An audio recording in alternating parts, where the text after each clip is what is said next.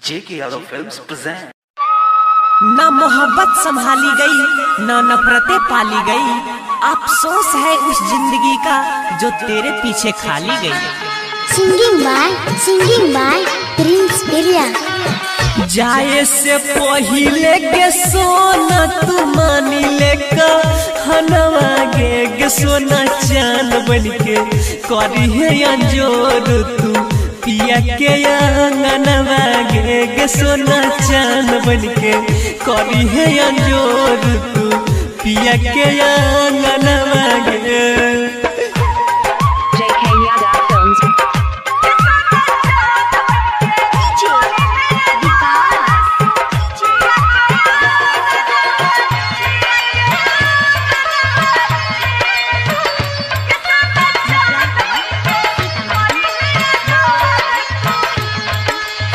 भूल जइबो पगली हम सोचल सभे सपनवा गे जान चांद बनके करी है अंजोर तू पिया के अंगनवा गे जान चांद बनके करी है अंजोर तू पिया के अंगनवा गे।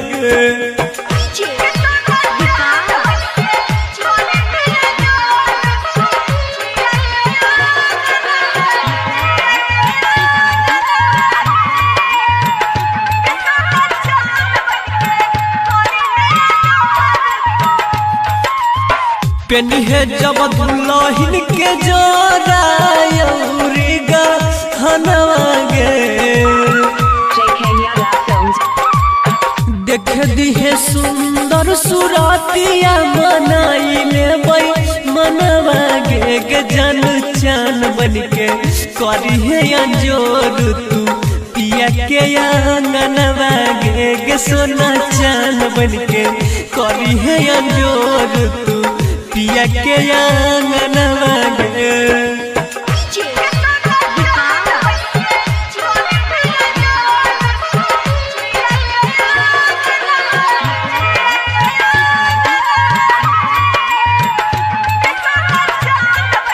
सिंगिंग बाय प्रिंस बिरिया। कैल ही जे साथ हमरा करी है नहीं दोसरा के संगवा गे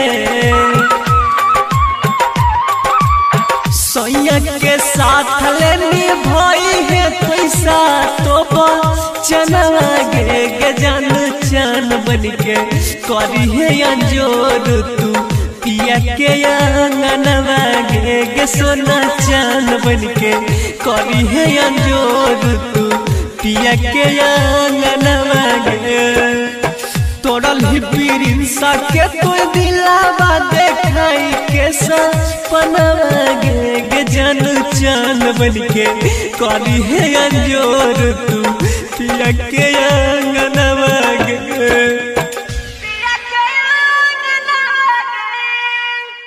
JK Yadav Films